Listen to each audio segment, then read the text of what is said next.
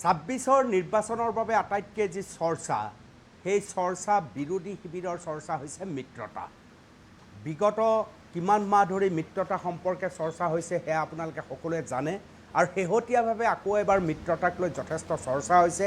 এই মিত্ৰতাৰ প্ৰসংগক কেন্দ্ৰ কৰি গৌৰৱ গগৈ, অখিল গগৈ, লুৰিণজ্যোতি গগৈ আটাইবিলাকে একেলগে বহাৰ ছবিখনো আপোনালোকে দেখিছে।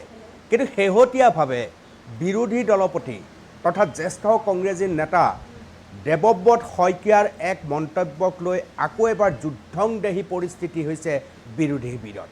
বিশেষকৈ সমূহ সমৰত নামি পৰিছে ৰাইজৰ দল আৰু কংগ্ৰেছ। আপোনালোকে সকলোৱে অৱগত যে দেৱব্ৰত শইকীয়াই হঠাৎ ঘোষণা কৰিলে যে শিৱসাগৰৰ 5টা সমষ্টিত কংগ্ৰেছে অকলে নিৰ্বাচন খেলিব, নিজক শক্তিশালী কৰিব আৰু যিমান পাৰি জনতাৰ কাষলৈ গৈ যাতে শিৱসাগৰৰ 5টা সমষ্টিয়ে কংগ্ৰেছে লাভ কৰিব পাৰে তাৰ বাবে চেষ্টা চলাব। বিৰোধী দলপতিয়ে এই মন্তব্য কৰাৰ লগে লগে ৰাইজৰ দলৰ মাজত হাহাকাৰ পৰিস্থিতিৰ সৃষ্টি হৈছে। কাৰণ আপোনালোকে সকলোৱে জানে অখিল গগৈ শিৱসাগৰৰ ৰাইজৰ দলৰ একমাত্ৰ বিধায়ক অখিল গগৈ 5টা সমষ্টিত কংগ্ৰেছে যুঁজ দিব, সাংগঠনিক ভেটি তৈয়াৰ কৰিব আৰু 5টা সমষ্টিয়ে দখল কৰাৰ সম্ভাৱনা কংগ্ৰেছৰ আছে বুলি দেৱব্ৰত শইকীয়াই মন্তব্য দিয়াৰ অৰ্থ এনেকুৱা নেকি যে বিৰোধীৰ যি প্লেটফৰ্মৰ কথা কোৱা হৈছে অৰ্থাৎ অখিল গগৈৰ বিৰুদ্ধেও কংগ্ৰেছে প্ৰাৰ্থী থিয় কৰাব নেকি?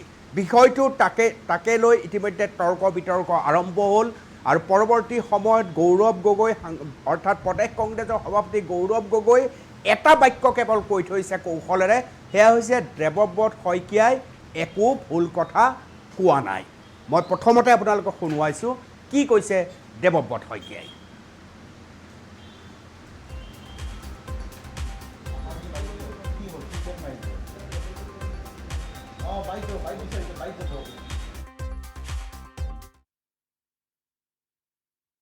শিৱসাগৰ জিলাৰ চৰাইদেউ বিভাজন হোৱাৰ পূৰ্বে আমাৰ ইয়াত 6টা সমষ্টি আছিল। তেতিয়া আমি 6টা সমষ্টিতে কংগ্ৰেছে প্ৰতিনিধিত্ব আগবঢ়াইছিলোঁ আৰু জয়লাভ কৰিছিলোঁ।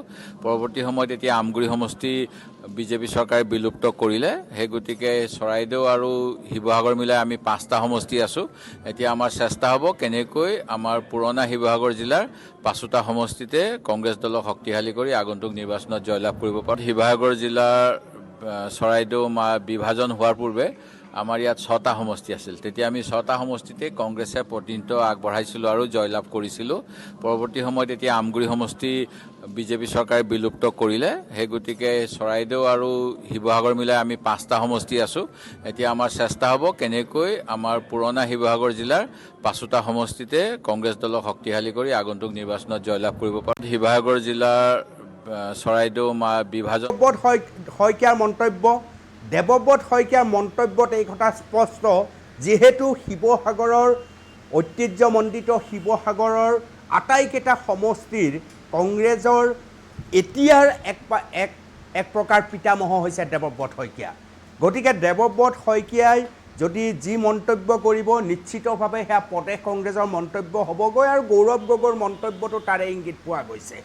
সেই দেৱব্ৰত শইকীয়াই য'ত মিত্ৰতাৰ প্ৰসংগ চলি আছে, চৰ্চা চলি আছে, গৌৰৱ গগৈ, লুৰিণজ্যোতি গগৈ আৰু অখিল গগৈ একেলগে মিলি তেওঁলোকে মিত্ৰতাৰ প্ৰসংগ উত্থাপন কৰিছে। সেই সময়তে দেৱব্ৰত শইকীয়াই শিৱসাগৰৰ আগৰ 6টা সমষ্টি এতিয়াৰ 5টা সমষ্টিত কংগ্ৰেছে শক্তিশালী ৰূপত প্ৰতিদ্বন্দ্বিতা আগবঢ়াব বুলি মন্তব্য কৰে। অৰ্থাৎ দেৱব্ৰত শইকীয়াৰ এই মন্তব্যই খলকনি তুলিছে ৰাইজৰ দলৰ মাজত। কাৰণ ৰাইজৰ দলৰ মাত্ৰ এগৰাকী এই প্ৰতিনিধি। এই সম্পৰ্কে আমি কি ক'ব খুজিছোঁ, মই আপোনালোকক এটা ফেচবুক পোষ্ট দেখুওৱাৰ পূৰ্বে ফুল প্লেটত সমগ্ৰ ছবিখন আপোনালোকক দেখুৱাইছোঁ যে বিৰোধী ৰাজনীতিত কি হ'বলৈ গৈ আছে। শিৱসাগৰৰ 5টা সমষ্টিক লৈ বিৰোধী ঐক্যত অতন্তৰ ঘটিছে। কংগ্ৰেছৰ জ্যেষ্ঠ নেতা দেৱব্ৰত শইকীয়াৰ মহাবিস্ফোৰণৰ পিছতে কংগ্ৰেছ আৰু ৰাইজৰ দলৰ মাজত সংঘাত স্পষ্ট হৈছে। ৰাইজৰ দলৰ নাম নোলোৱাকৈ দেৱব্ৰত শইকীয়াই কি কৈছিল শিৱসাগৰৰ 5টা সমষ্টিক আমি শক্তিশালী কৰিম আৰু তীব্ৰ প্ৰতিদ্বন্দ্বিতা আগবঢ়াম। দেৱব্ৰত শইকীয়াৰ বক্তব্যক পূৰ্ণ সমৰ্থন জনাইছিল গৌৰৱ গগৈয়ে। প্ৰায় 12 ঘণ্টাৰ পিছতে সমৰ্থন জনাইছিল। দেৱব্ৰত শইকীয়া গৌৰৱ গগৈৰ এই বক্তব্যৰ পিছতে কংগ্ৰেছৰ ওপৰত জঁপিয়াই পৰিছে ৰাইজৰ দল। ফেচবুক পোষ্ট যোগে মানস কোঁৱৰে গৌৰৱ গগৈক প্ৰত্যক্ষ আক্ৰমণ কৰা দেখিবলৈ পোৱা গৈছিল। মই ফেচবুক পোষ্ট দেখুৱাম আপোনালোকক। আজি অখিল গগৈ আন এক মহাবিস্ফোৰণ ঘটাইছে। অখিল গগৈৰ বক্তব্য মই আপোনালোকক শুনোৱাম। এয়া হৈছে মূল কথা, অৰ্থাৎ ৰাইজৰ দল আৰু কংগ্ৰেছৰ মাজৰ সংঘাত আমি উপ নিৰ্বাচনৰ সময়ৰ পৰা দেখি আহিছোঁ। যেতিয়াই বিৰোধী ঐক্যৰ প্ৰসংগ হৈছে, সেই ঐক্যৰ প্ৰসংগত হঠাৎ অখিল গগৈ আৰু কংগ্ৰেছৰ মাজত সংঘাত হয়। গুৱাহাটীত এই এখন প্লেটফৰ্ম তৈয়াৰৰ বাবে যি ধৰণে ডক্টৰ হীৰেণ গোহাঁয়ে প্ৰস্তুতি চলাইছিল, তাত কেনেকৈ প্ৰদ্যুৎ বৰদলৈ সেই সভাৰ পৰা ওলাই গৈছিল, সেই কথাও আপোনালোকে নিশ্চয় পাহৰা নাই। এইবাৰ দেৱব্ৰত শইকীয়াই বক্তব্য ৰাখিছে, গৌৰৱ গগৈয়ে সমৰ্থন কৰিছে আৰু ধৈৰ্যচ্যুতি হেৰুৱাই মানস কোঁৱৰে আক্ৰমণ কৰিছে গৌৰৱ গগৈক। মই ফেচবুক পোষ্টটো আপোনালোকক দেখুৱাইছোঁ। কি কৈছে ফেচবুক পোষ্টটোত, ফুল স্ক্ৰীণত চাওক।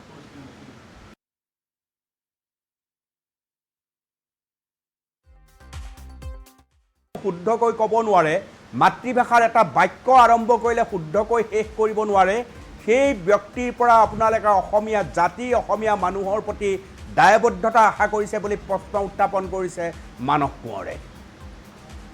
5 ঘণ্টা আগত এই ফেচবুক পোষ্ট, যি ব্যক্তিয়ে নিজৰ আই পিতাইৰ মুখৰ ভাষাটো শুদ্ধকৈ ক'ব নোৱাৰে, মাতৃভাষাৰ এটা বাক্য আৰম্ভ কৰিলে শুদ্ধকৈ শেষ কৰিব নোৱাৰে, সেই ব্যক্তিৰ পৰা আপোনালোকে অসমীয়া জাতি, অসমীয়া মানুহৰ প্ৰতি দায়বদ্ধতা আশা কৰিছে।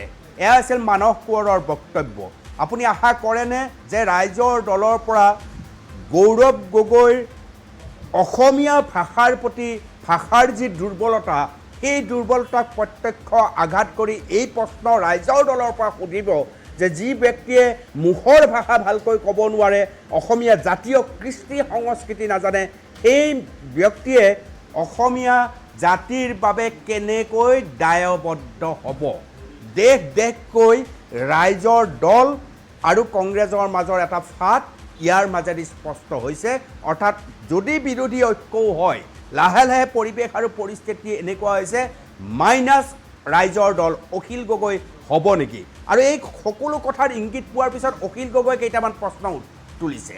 প্ৰশ্নৰ ভিতৰত অখিল গগৈয়ে কৈছে যে এই কথা আচলতে দেৱব্ৰত শইকীয়াই কৈছে নে নাই।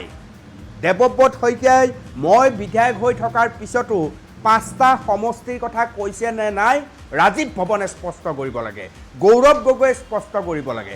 লগত আকৌ পৰামৰ্শ দিছে, পুৰণা পৰামৰ্শ দিছে অখিল গগৈয়ে, কৈছে গৌৰৱ গগৈ তথা সমগ্ৰ কংগ্ৰেছে নিজৰ অহংকাৰ পৰিত্যাগ কৰিব লাগিব, নহ'লে কিন্তু কোনো কাৰণত 26ত বিৰোধীয়ে শাসন কৰিব নোৱাৰে, বিজেপিক বাদ উলিয়াই দিয়া হ'ব।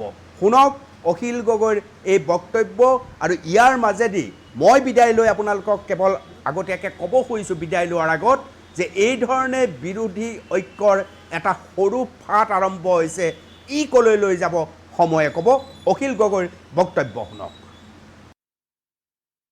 কংগ্ৰেছৰ যি এতিয়াৰ যিটো অৱস্থান দেখিছোঁ, তেওঁলোকে যিটো দুধুৰ মুধুৰ অৱস্থান, তেওঁলোকে যিটো বডি লেংগুৱেজত তেওঁলোকৰ যিটো অহংকাৰ দেখিছোঁ, তেওঁলোকৰ যিটো কি ক'ম মানে এতিয়ালৈকে সকলোকে মিলোৱাৰ লক্ষণ আমি দেখা নাই, সেইটো তেওঁলোকে ত্যাগ কৰিব লাগিব, জাতীয় স্বাৰ্থত ত্যাগ কৰিব লাগিব। যে এই মুহূৰ্তলৈকে কংগ্ৰেছ দলে বিৰোধী ৰাজনৈতিক দলবিলাকৰ লগত একলগ হ'ম বুলি ভবা নাই। কিন্তু আমি দেখিছোঁ যে গৌৰৱ গগৈ বা কংগ্ৰেছে এলায়েন্সটোৰ পক্ষত অৱস্থান লোৱা নাই। তেওঁলোকে কেতিয়াবা হেহু নেহু কৰে, কেতিয়াবা তেওঁলোকে দুদুল্যমান অৱস্থাত থাকে, আৰু কেতিয়াবা তেওঁলোকৰ বক্তব্যৰ পৰা আমি বুজিব পাৰোঁ যে তেওঁলোক কোনোপধ্যে এলায়েন্সৰ পক্ষত নাই। কিন্তু কংগ্ৰেছে কিবা এটা ৰহস্যজনক কাৰণে তেওঁলোকৰ নিজৰ কিবা অংকত তেওঁলোকে এলায়েন্সটো এতিয়ালৈকে বিচৰা নাই। কংগ্ৰেছৰ যি এতিয়াৰ যিটো অৱস্থান দেখিছোঁ, তেওঁলোকে যিটো দুধুৰ মুধুৰ অৱস্থান, তেওঁলোকে যিটো বডি লেংগুৱেজত তেওঁলোকৰ যিটো অহংকাৰ দেখিছোঁ, তেওঁলোকৰ যিটো কি ক'ম মানে এতিয়ালৈকে সকলোকে মিলোৱাৰ লক্ষণ আমি দেখা নাই, সেইটো তেওঁলোকে ত্যাগ কৰিব লাগিব, জাতীয় স্বাৰ্থত ত্যাগ কৰিব লাগিব। যে এই মুহূৰ্তলৈকে কংগ্ৰেছ দলে বিৰোধী ৰাজনৈতিক দলবিলাকৰ লগত একলগ হ'ম বুলি ভবা নাই। কিন্তু আমি দেখিছোঁ যে গৌৰৱ গগৈ বা কংগ্ৰেছে এলায়েন্সটোৰ পক্ষত অৱস্থান লোৱা নাই। তেওঁলোকে কেতিয়াবা হেহু নেহু কৰে, কেতিয়াবা তেওঁলোকে দুদুল্যমান অৱস্থাত থাকে, আৰু কেতিয়াবা তেওঁলোকৰ বক্তব্যৰ পৰা আমি বুজিব পাৰোঁ যে তেওঁলোক কোনোপধ্যে এলায়েন্সৰ পক্ষত নাই। কিন্তু কংগ্ৰেছে কিবা এটা ৰহস্যজনক কাৰণে তেওঁলোকৰ নিজৰ কিবা অংকত তেওঁলোকে এলায়েন্সটো এতিয়ালৈকে বিচৰা নাই। কংগ্ৰেছৰ যি এতিয়াৰ যিটো অৱস্থান দেখিছোঁ, তেওঁলোকে যিটো